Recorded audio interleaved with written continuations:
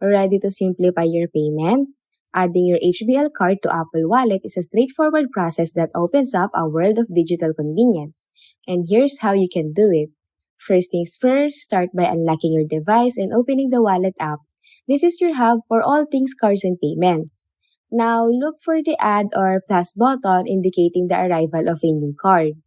Then tap on debit or credit card option to begin the journey of seamlessly integrating your HBL card.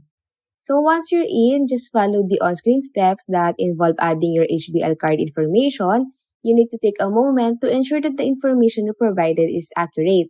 Okay, so moving forward is verification time with your bank or card issuer.